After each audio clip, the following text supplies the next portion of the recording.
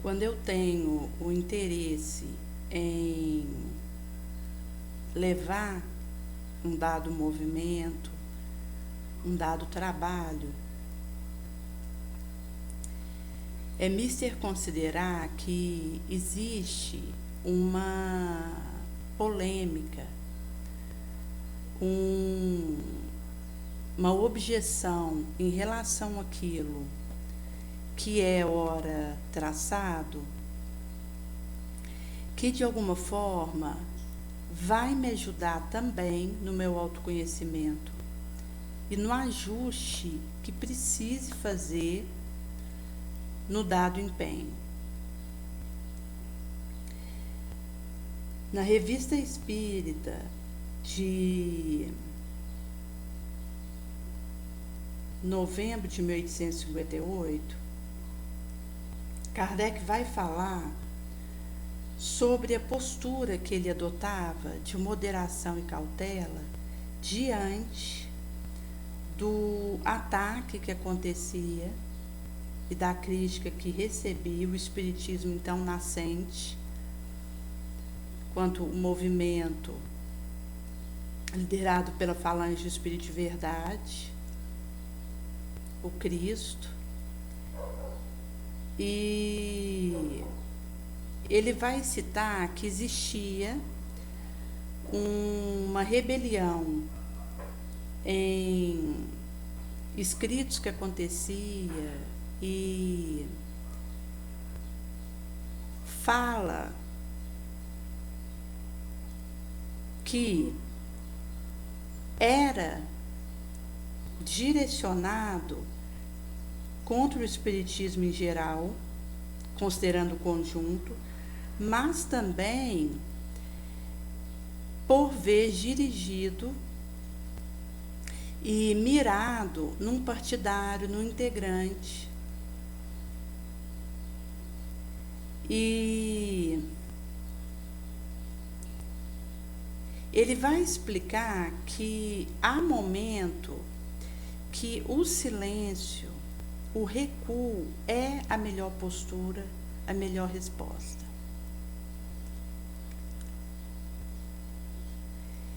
E aqui entra, conforme vai dizer André Luiz em Missionários da Luz, o risco do personalismo.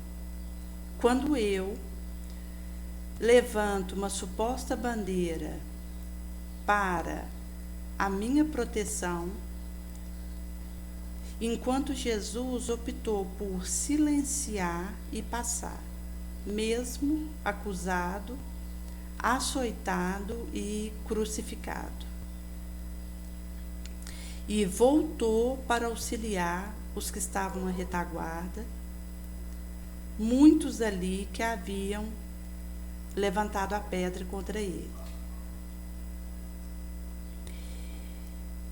E é preciso abster, afastar da polêmica, da discussão que pode degenerar e redundar num personalismo, no insuflo do meu ego.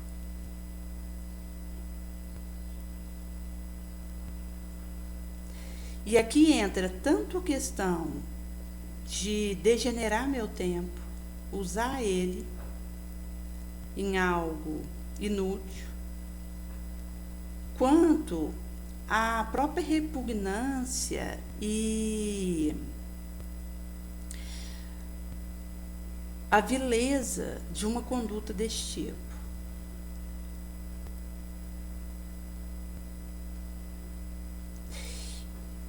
Mesmo quando se considera que alguém que assinava ali a revista espírita, ou que se aproxima de mim para ouvir algo útil, que precisa de uma palavra de esperança, bonançosa, é preciso considerar que é uma oportunidade que tenho de falar algo instrutivo para o outro, aconchegante, e não usar isso para um discurso, uma colocação injuriosa, agressiva, um diatribe, mais ou menos espirituosa, se desejar redundar num riso. Porque veja, uma coisa é aquele bom humor nobre que dá leveza nessa pitada de descontração para aquele momento, e outra coisa é descambar para o inferior, o sombrio, o mau gosto, onde permeia uma intemperança, uma insensatez. Porque até para ter um bom humor é preciso que eu raie o atributo do puro.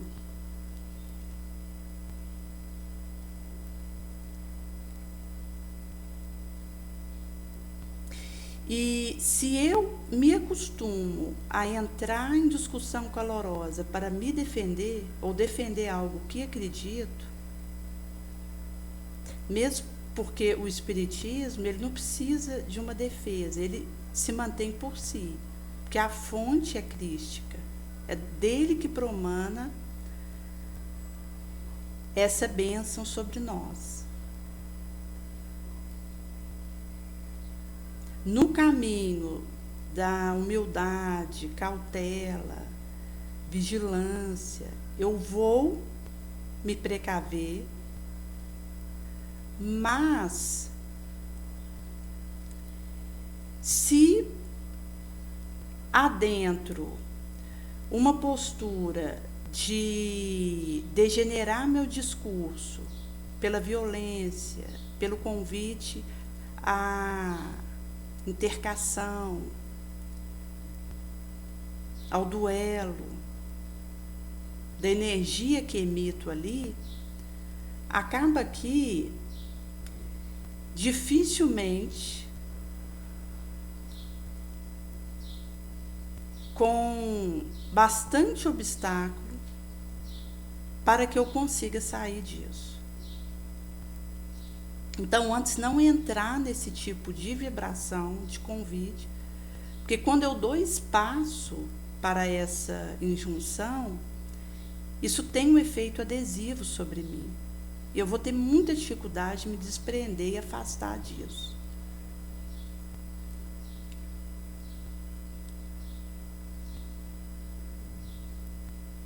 E isso é a dignidade, o esforço nobre que faço para me manter nessa faixa de pensamento positivo, mão estendida.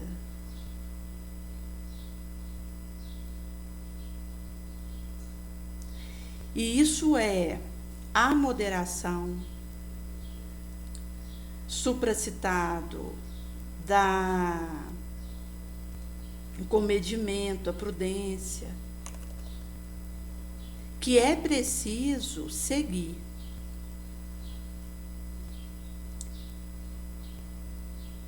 Mesmo porque quando eu dou satisfação, coloco lenha numa labareda justificante para o amante, o agregado do escândalo,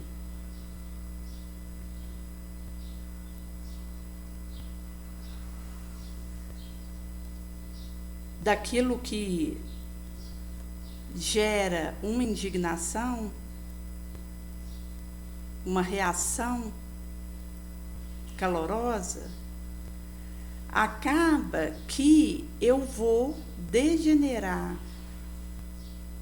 a minha possibilidade, visto que para aquele que incita e leva um escândalo, é imprescindível a minha justificativa.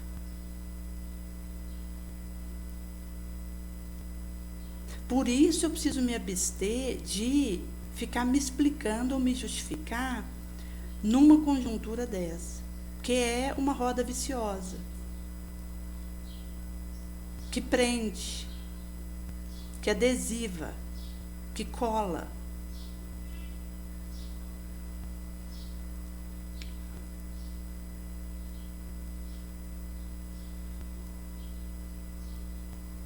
E, como Jesus dizia, aquele que se propõe a seguir após ele é estigmatizado, é perseguido.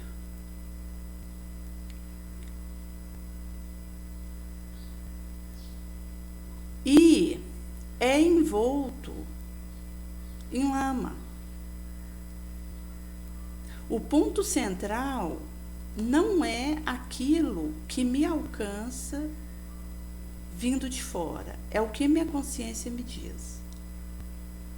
Porque se Jesus, um espírito puro, silencia na própria defesa, mas fala quando é para ajudar o outro, eu preciso me acautelar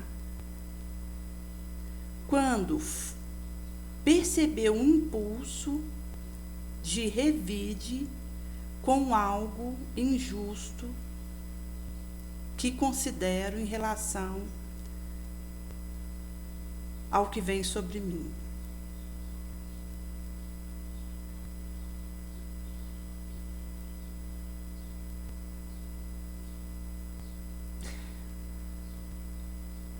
Mesmo nessa análise que vai deixar claro que eu, enquanto um espírito devedor, comprometido com a lei divina, que estou aqui para tentar descomplicar um pouco a minha situação moral, fazer uma elevação,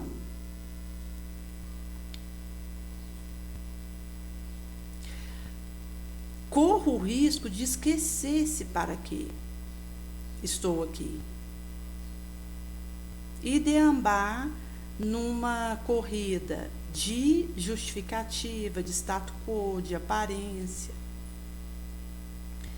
que só vai comprometer meu esforço nobre. No Livro dos Espíritos vai dizer, no tópico 816, que tanto a riqueza, a fartura material, quanto o poder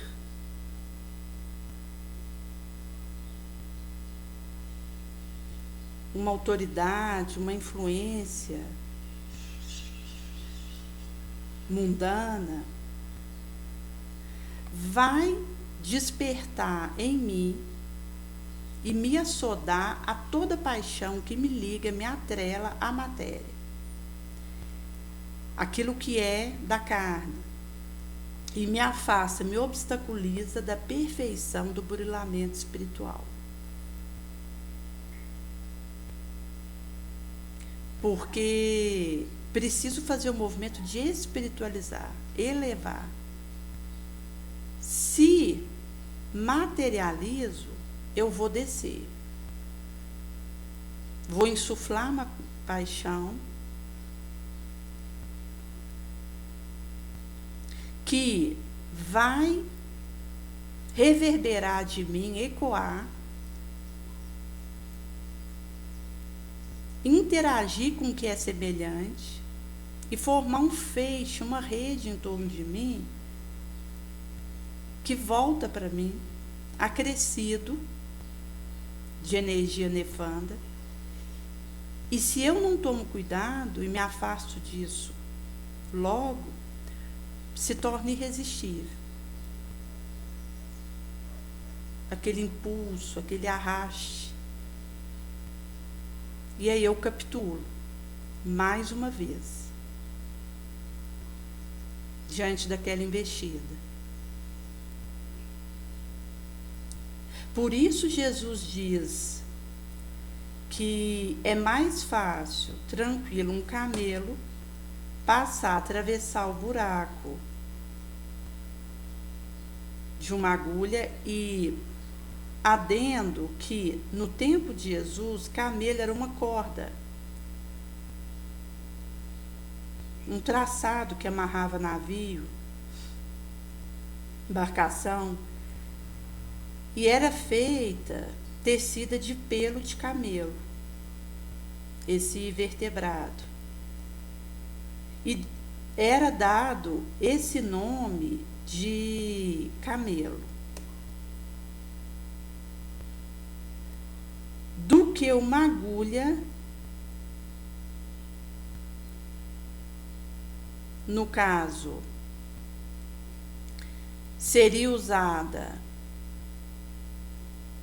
e redundaria na dificuldade de passar essa corda por esse buraco dessa supracitada agulha,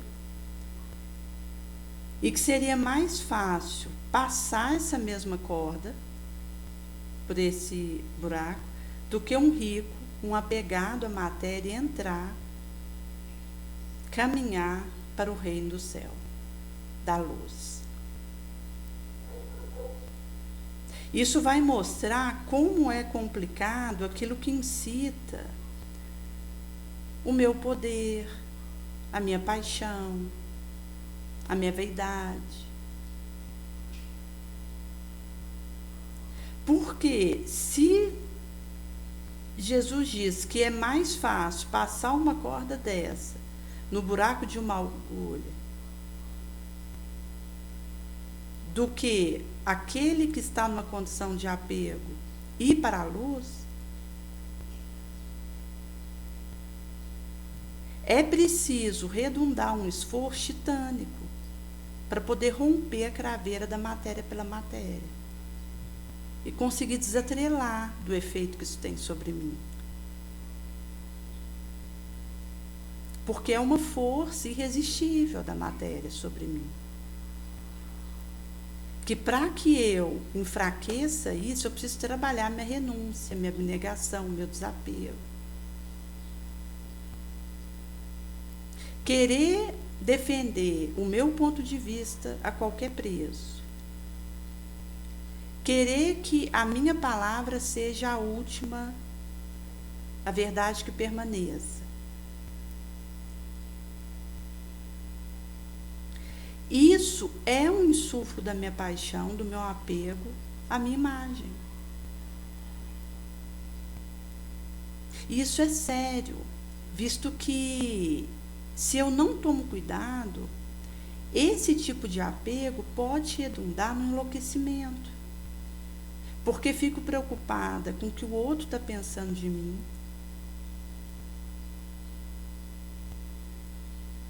E acabo tendo atitude para dar uma satisfação para o outro, para erigir uma imagem, uma aparência que atenda a minha paixão, o massageamento do meu ego, que vai me comprometer.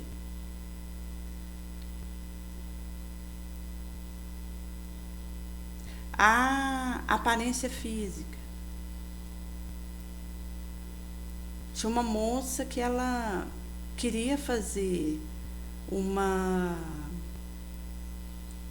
cirurgia estética. E ela tinha ido a um médico, porque ela queria remodelar o nariz. E ela ia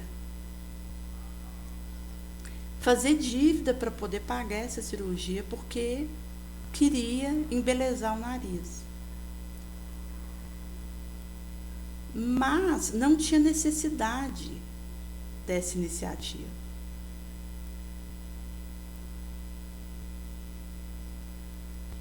O rosto com o contorno do nariz não tinha uma anomalia, nenhuma feiura, se fosse essa questão que a preocupava, que justificasse uma intervenção desse tipo. Mas ela, para massagear uma necessidade de querer essa aparência, faria uma dívida para custear um procedimento estético desnecessário, perigoso, porque só faria craveirar essa ligação dela com a matéria, ao invés de desatrelar, de afastar ela disso.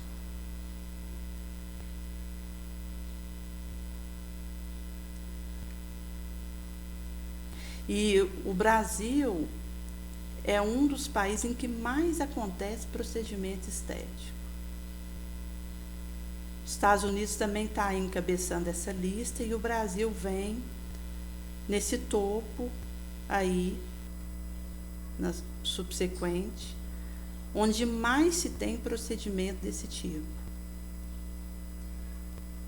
Isso mostra como o apego à minha imagem, à minha palavra, é algo que, se eu não tomo cuidado, me arrasta, me obnubila, me confunde. Eu, enquanto um espírito inferior, limitado, preciso vigiar sobre mim para que eu consiga ir vencendo o efeito anestesiante e que cega da matéria sobre mim.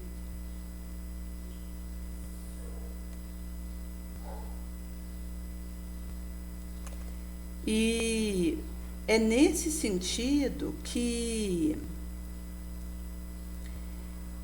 Kardec vai dizer que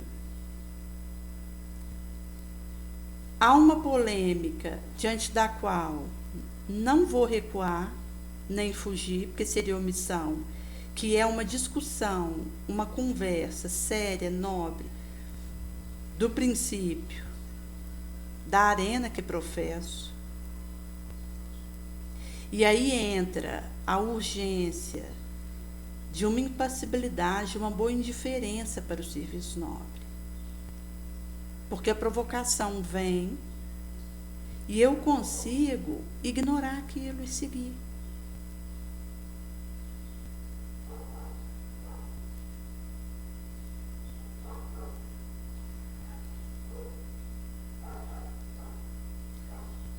Por isso que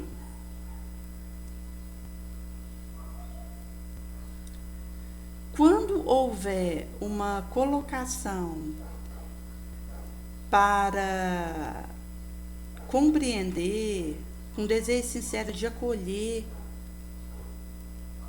uma orientação, isso auxilia, porque eu vou aprender com essa interação também. Algum ponto que eu posso ter equivocada, algo em que eu inverti o sentido de uma tentativa de explanação. Então, essa crítica boa, ela só ajuda a apurar a qualidade daquilo que falo, faço.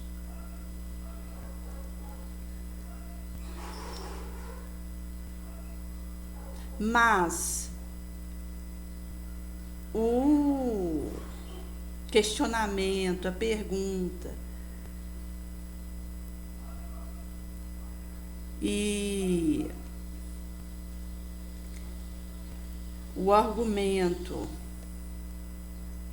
e objeção que seja fruto da acomodação, menor esforço, ociosidade, eu preciso me afastar, porque vai me levar a perder energia, tempo, trabalho, com futilidade, com quinquilharia.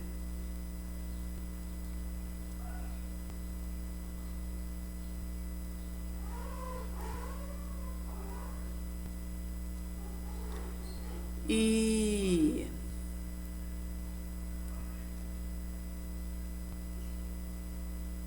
a troca de ideia nobre, ela é fecunda, palpitante e fermenta. Visto que, quando existe essa possibilidade, o crescimento acontece, porque o benfeitor, ele encontra espaço para orientar e ensinar. Aí eu estando atenta, eu vou aprender, vou corrigir.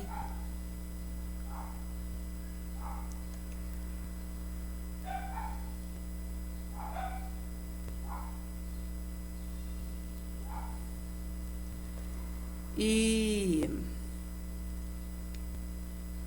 passa por essa urgência da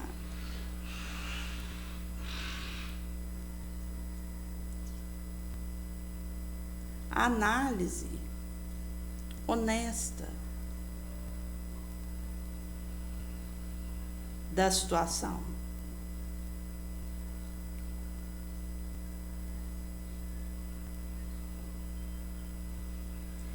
E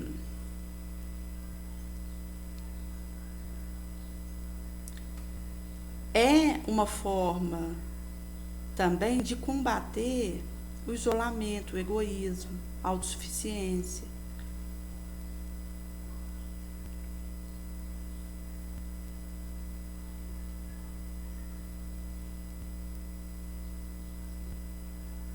E isso vai ser alertado vez que, quando existe um interesse menos nobre na arena da minha cogitação, corrompe o meu propósito elevado.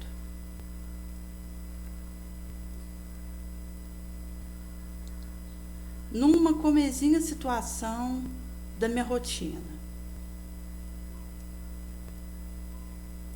preciso estar atenta ao para que realizo tal coisa e o que está por trás daquela minha atitude, para que eu possa construir a minha conduta na base sólida da renúncia ao mal e serviço no bem. Porque um insignificante descuido é o suficiente para degenerar e corromper minha energia. E aí, para sair disso, vai ficando mais difícil. Porque a cada concessão que eu dou para a sombra, mais poder ela passa a ter sobre mim.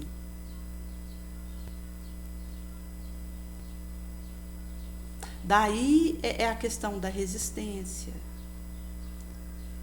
da oração, que tem um efeito benéfico para o outro. Na Revista Espírita de 1859,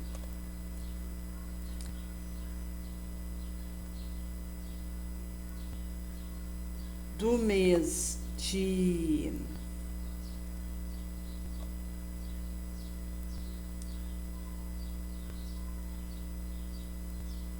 dezembro,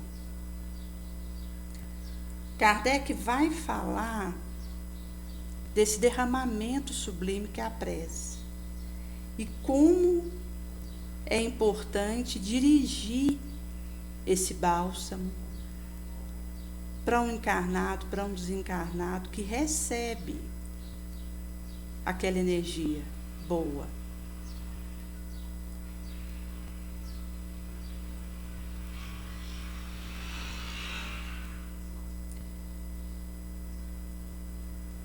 Visto que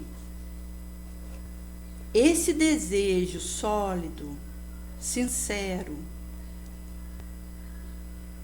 que derrama da minha caridade, construtiva, atuante, vai incitar a levar o espírito desencarnado a arrepender, a querer melhorar, a desenvolver, trabalhar um sentimento bom, melhor. Ele é esclarecido.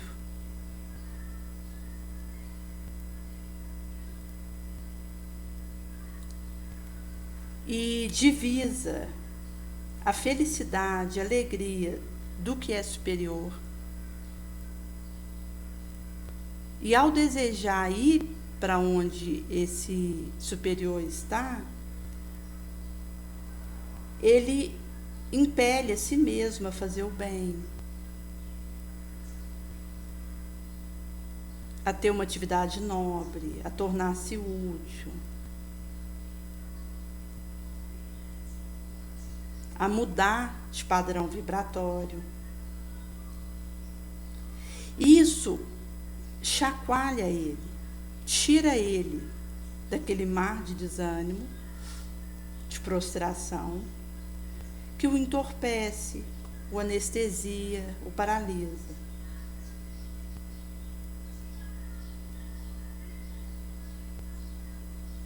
Nesse efeito embotativo. E ao entrever essa luz, essa paz,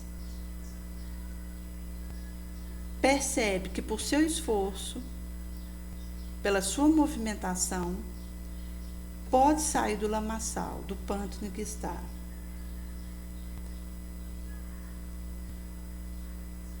Assim que a mão que auxilia, que protege, a oração que eu estendo ao outro e faço na direção do outro, visto que um espírito desencarnado que se aproxime de mim e eu esteja em oração, recebe esse beneplácito, mesmo que eu não dirija especificamente para ele. Mas ao estar próximo de mim, ele abebera disso, porque essa luz promana é do Cristo, não é de mim. Daí esse espírito, ele recebe, eu não preciso nem saber o nome dele, o que ele está vivendo, de onde ele veio, para onde ele vai, sua trajetória. Só dele ter se aproximado de mim, ele vai receber esse beneplácito, encher o seu pote dessa esperança, desse alívio, dessa direção.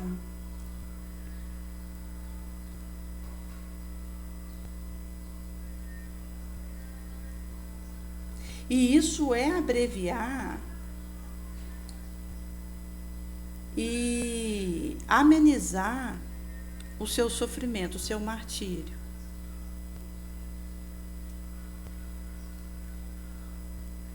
Por isso o poder estrondoso, inabordável da prece, do passe à distância, do evangelho no lar diário, da água frutificada, porque isso beneficia não só aquele que faz, mas o encarnado que está no apartamento do lado, no bairro vizinho. Há um desencarnado que está em aflição e que é trazido ali para receber socorro.